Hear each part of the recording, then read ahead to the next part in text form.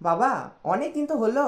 English grammar ছোটবেলায় করতাম, কিন্তু কলেজে পড়ার জন্য অনেকটাই ভুলে গেছি। তো আবার একটু গ্রামারটা কি রিভাইজ হবে?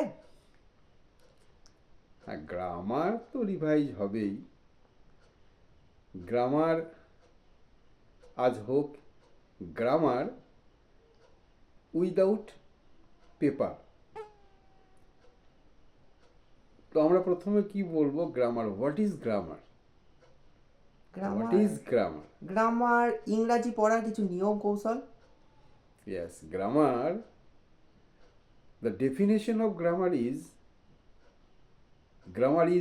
a set of a string of rules we should follow, মানে কতগুলো নিয়মের সমষ্টি, যোগফল, যা আমরা অনুসরণ করি। এরপরের প্রশ্ন হবে, এই নিয়মগুলো কেন অনুসরণ করব? Why we should follow such rules. কি উত্তর হতে পারে? এটা বাংলাতেই বল। এটা হতে পারে যে যদি আমরা এই নিয়মগুলো ফলো করতে পারি, তাহলে আমরা আমাদের কমিউনিকেশন স্কিল যেগুলো থাকবে সেটা খুবই ইমপ্রুভ করতে পারবো। এবং ভবিষ্যতে আমরা ভারত ছাড়াও অন্যান্য দেশে গিয়ে নিজেদের মনের ভাব প্রকাশ করতে সমর্থ হব। ঠিক।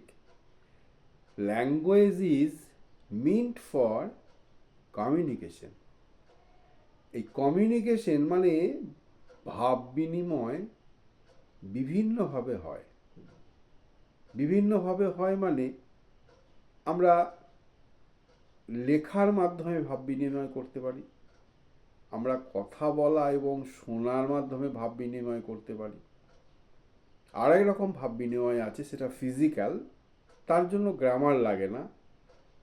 কিন্তু আমরা যেটা বলছি গ্রামার মানে ফিজিক্যাল নয়, রিটিন অ্যান্ড রাইটিং এবং স্পিকিং, যেটা হচ্ছে গিয়ে কথা বলার মাধ্যমে এবং লেখার মাধ্যমে।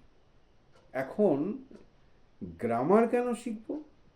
এই কমিউনিকেশনটাকে to make it successful and authentic, মানে নিখুঁতভাবে, পরিশীলিতভাবে, সঠিকভাবে, accurately, so that we can learn English, we can speak English, we can write English, we can understand English।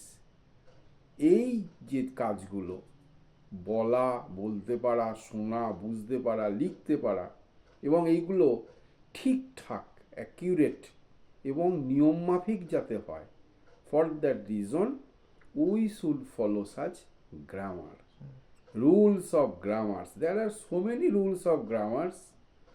যতদিন আমরা বাঁচব ততদিন নতুন নতুন গ্রামার শিখব। তার কারণ ল্যাঙ্গুয়েজ এটা হচ্ছে গিয়ে মুভিং, সঞ্চরণশীল। দিনের পর দিন ভাষার পরিবর্তন হয়, ল্যাঙ্গুয়েজের পরিবর্তন হয়, গ্রামারের ক্ষেত্রেও কিছু কিছু আধুনিকতার সৃষ্টি হয়। তো ল্যাঙ্গুয়েজ ভালোভাবে জানতে গেলে, শিখতে গেলে আমাদের গ্রামার দরকার। তো আমরা যেটা বলছিলাম, basic grammar, there are some steps, to learn basic grammar. Tell me some steps. What are the primary steps to learn English grammar? The primary steps to learn English grammar, I cannot recall now. You should tell me. At first, you should learn parts of speech. Yes. Parts of speech. What is speech? That is, I am speaking, I am saying something, I am writing something, and it's a sentence, sometimes it's a phrase, and so on. The parts of speech. You should first learn various parts of speech, their names, their uses, their meanings, parts of speech. Now tell me, how many parts of speech are there? There are 8 parts of speech: Yes. noun, pronoun, adjective, verb, adverb, preposition and conjunction and interjection. and interjection. Preposition, conjunction, and interjection. So, 8 parts of speech are there. You first should learn. But before doing this, you obviously know letters, capital letter, small letter, words. Then you learn parts of speech. Okay. First part you told already of speech is noun. Now, You should know there are various types of nouns. What is its Bengali meaning? নামবাচক পদ. A noun is a kind of a naming word. Noun is a naming word, yes. Nampod. In Bengali, নামপদ. nampod. In English, today, functional communicative approach is used. But when I was a student, আমি যখন ছাত্র ছিলাম, our system of language learning was something different. আমাদের সময়ে তখন পড়ানো হতো traditional method, that is translation method. Translation method. এটা ছিল আমাদের সময়কার একটু আলাদা। পরবর্তীকালে new methodology is used to learn English, that is functional communicative approach. But I think as a teacher of English, as a student of English, from my experience, I think the former one which I used, যেটা আমার বাবার কাছে আমি শিখেছিলাম ছাত্রবেলায়, সেই translation মেথডটাই better option to learn grammar and English obviously. আমাদের সময় মাধ্যমিকে ছিল প্যারাগ্রাফ রাইটিং এবং ট্রান্সলেশন, বড় বড় 10 নম্বরের 10-এর প্যারাগ্রাফ ছিল। আমি সেদিনই মাধ্যমিক পরীক্ষার যেদিন পরীক্ষা হয়, আমি বলছিলাম আমার দু একজন ছাত্রকে যে এখন এই যে ইংরেজি প্রশ্ন, একটা 7-এর ছেলেরাও এর থেকে পাস করতে পারে। আর আমরা যখন পরীক্ষা দিয়েছি, মাধ্যমিকে এমন প্যারাগ্রাফ ছিল 10 নম্বরের, সেগুলো বঙ্কিমচন্দ্রের উপন্যাস থেকে না হতো। বাপরে। কতগুলো প্যারাগ্রাফ আমার এখনো মুখস্থ আছে। পথে কালাদিঘি নামে এক দীর্ঘিকা ছিল, বঙ্কিমচন্দ্রের ইন্দিরা উপন্যাস। তারপরে কপালকুণ্ডল উপন্যাস, কিছু কঠিন কঠিন জায়গা থেকে। রাবেয়া অতি দিন ঘরে জন্মগ্রহণ করেছিল, দিনাতিপাত, এইসব কঠিন বাক্য, মানে বঙ্কিমী ভাষা, সেইটাকে আমরা ট্রান্সলেট করেছি। প্রথম থেকেই সেটা শিখতে হয়েছে এবং তার জন্য ইংরেজিটা আমরা খুব সহজেই শিখতে পেরেছি। এখনও শেখা হচ্ছে, কিন্তু অনেক ফাঁক ফোঁকর থেকে যাচ্ছে। আর এই ফাঁক ফোঁকর যাতে না থাকে, এখন গ্রামার বই আছে, টেক্সট বই আছে, তার সাথে গ্রামারটা মার্জড। আলাদা করে গ্রামার দেওয়া হয় না, তখন কিন্তু 5 থেকেই আলাদা করে গ্রামার, ওয়ার্ড বুক। আমিও ক্লাসে এখনও সাজেস্ট করি কেনার জন্য, তবে ছেলেরা তেমন পড়ে না। ওই বইয়ে যেটুকু আছে গ্রামার, সেটুকুই শেখে। তো আমরা যেখানে ছিলাম পার্টস অফ স্পিচ, প্রথমেই একটি যে প্রথম ইংরেজি শিখছে, বেসিক ইংলিশ শেখার জন্য তাকে ওই পার্টগুলো সব, noun, various types of nouns, you can remember. Okay. Try to tell me noun ক রকমের? First of all is proper noun. Next is common noun. Third one is collective noun. Fourth is material noun. And fifth is abstract noun. Good. Proper noun মানে নাম, common noun man, boy, girl. police. Yes. Proper noun, common noun, material noun, gold, silver. তারপর কি collective noun? A constellation of stars. Constellation of stars, শ্রেণীবাচক বিশেষ্য। আর শেষটা কি? Abstract noun. Abstract noun, এটা একটু অ্যাবস্ট্রাক্ট কথাটার মানে, try to tell me what is its Bengali meaning? Abstract, that we cannot touch, we can only feel. Yes. As example, honesty is the best policy. অ্যাবস্ট্রাক্টের বাংলা হচ্ছে নৈর্বক্তিক। নৈর্বক্তিক। Abstract আর concrete. This is concrete, I can see, I can touch, I can, but abstract honesty, you told me. Honesty is the best policy. It's a quality. Quality. একে বলা হচ্ছে abstract noun. Poverty, hmm. abstract noun. Riches, abstract noun. Happiness. Happiness, all these are abstract Abstract nouns. তো এই নাউনগুলোকে আমাদের জানতে হবে। আর এই নাউনগুলো কিসের কাজ করে সেন্টেন্সে? সাবজেক্ট। ইয়াস। মাথা কাকে বলে? একটা মানুষের মাথাটাই হচ্ছে আসল। তা সেন্টেন্সের সাবজেক্ট আর কোনো কোনো সময়ে অবজেক্ট, অবজেক্ট সাবজেক্ট, এই অবজেক্টের কাজ করে কে? নাউন। তো নাউন যদি আমি প্রথমেই ভালোভাবে জানতে পারি কোনটা কি নাউন, তার কি মানে, তার কি ব্যবহার, তাহলে আমরা কি করব? আমরা সাবজেক্টটিকে ভালো বুঝতে পারব। তাহলে নাউন বুঝবো, নাউনগুলোকে। Gold is precious. Gold is precious metal. Metal. সোনা হচ্ছে খুব মূল্যবান ধাতু। Gold, it is noun. What type of noun?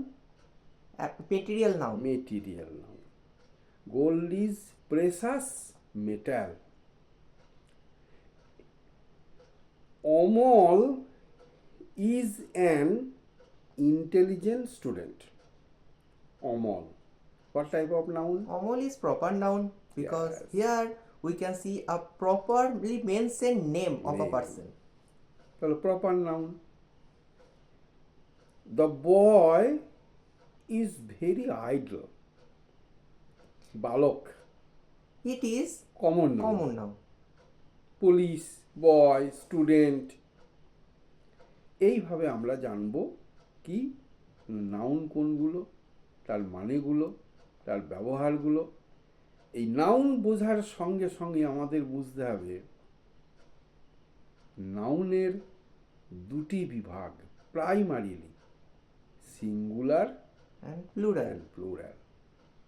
Noun, প্রতিটি নাউন, বেশিরভাগ ক্ষেত্রেই সাম এক্সেপশনস আর দেয়ার, নাউনের সিঙ্গুলার হচ্ছে, প্লুরাল হচ্ছে।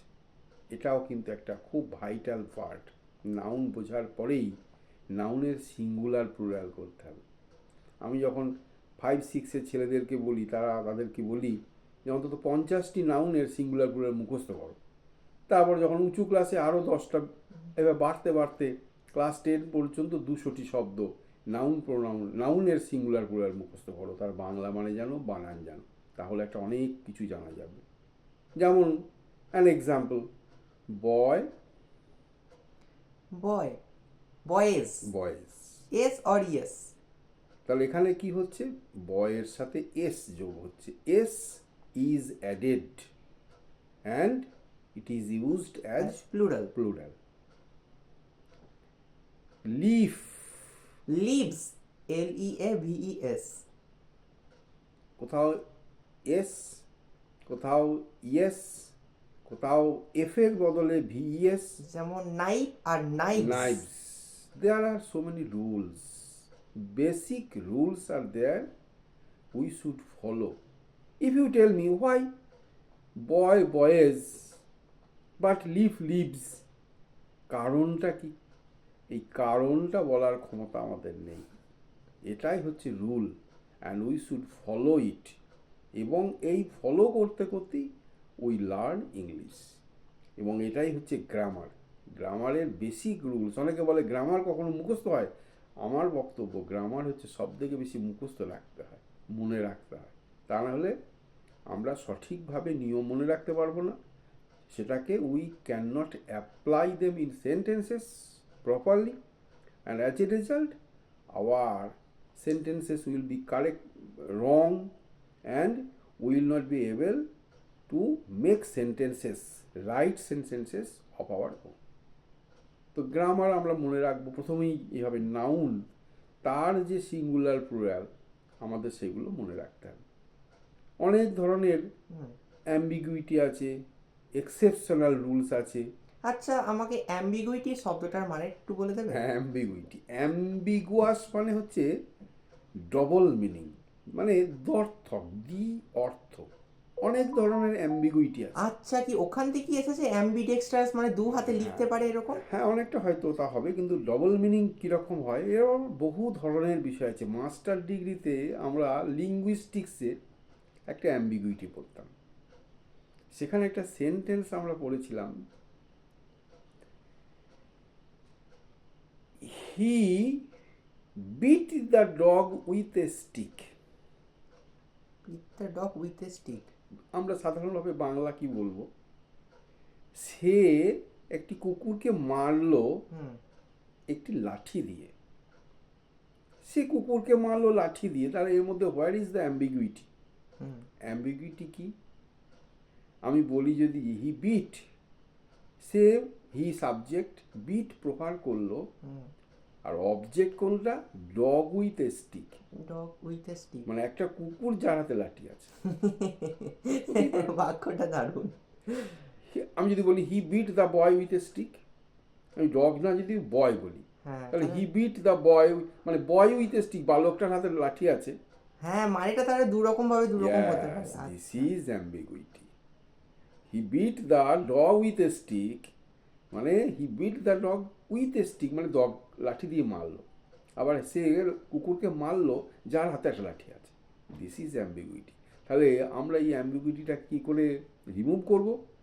হি bit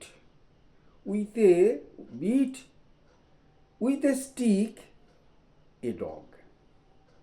There is no ambiguity now in this sentence. He beat with a stick a dog. সে মারলো একটা লাঠি দিয়ে একটা কুকুরকে। যখন উইথ এ স্টিকটা you can use it in the middle, there is no ambiguity. But when it is placed at the fag end of the sentence, there is the ambiguity.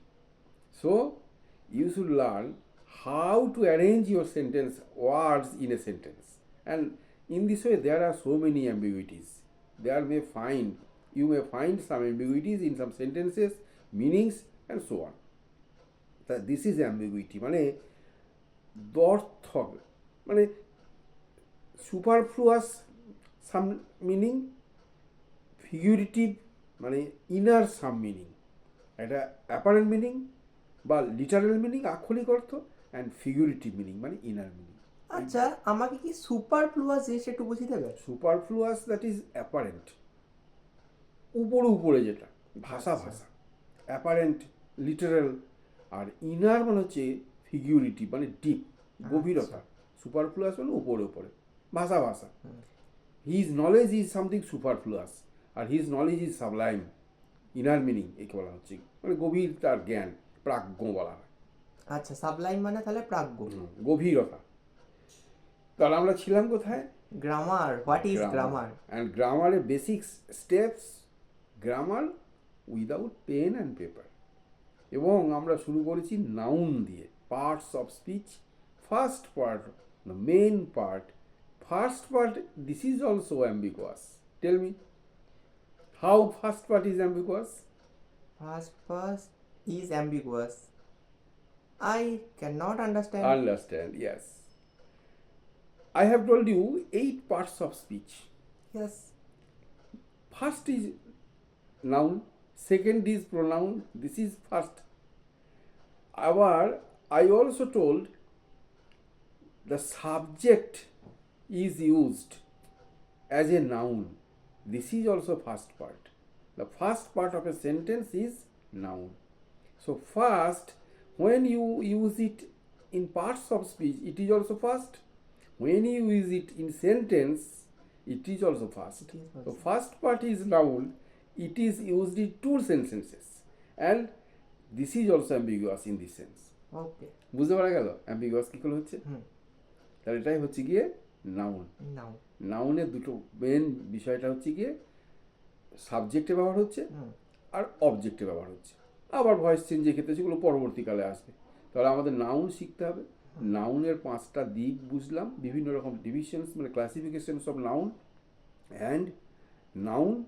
And singular number and plural number, এক বচন এবং বহু বচন। বহুবচন। দ্বিবচন বাংলায় আছে, ইংলিশে not used generally.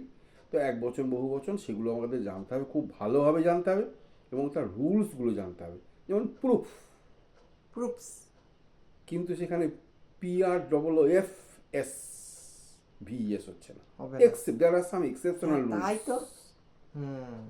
There are some exceptional rules. OX, oxen, oxen, EN is used, but box, boxes, yes. তাই তো। No EN, but ES. ব্যতিক্রম এগুলো। These are called exceptions. Child, children, REN, is used to make plural, but you can remember some word having D. Field, fields, Fields, FILD, but no REN, fields. সেই জন্য these examples are called exceptions. Exceptions. What is exception? That is, some rules cannot follow the rules. Children, you should remember it. This is also rule, but it does not follow the original rule. S, ES, VES, IES, go, GO, ES. Yes, goes, It is not singular plural. Box, boxes, ox, oxen, mango, mangoes, mango, mangoes. Yes. BNCH. Benches, CHES। There are some rules also in this perspective. এই ক্ষেত্রে কিছু নিয়ম আছে। Words ending with S, SS, X, CH, particularly some words are used, are you can make them plural using ES. As example, গাধা, SS, Y, boy, boys, boys, BOYS. yes. It is also exception. TOYS. toys, But I told S, SH, bush, bushes, CH, benches, benches, mango. mangoes. All these words basically, when we make them plural, we use ES. Yes. So, first part of parts of speech is noun. Now, You should learn the 5 divisions of noun. You should learn some examples of each division, each criteria, and then you should learn to make plurals and their rules. There are also some rules to make plurals from singular numbers, and there are some also exceptions. এটাই আজ পর্যন্ত আমাদের pen আর paper ছাড়া grammar without pen and paper. This is our first part. আবার পরবর্তী part যখন আসবো আমরা আবার নতুন একটা প্রসঙ্গ নিয়ে আলোচনা করব। Good bye. টাটা।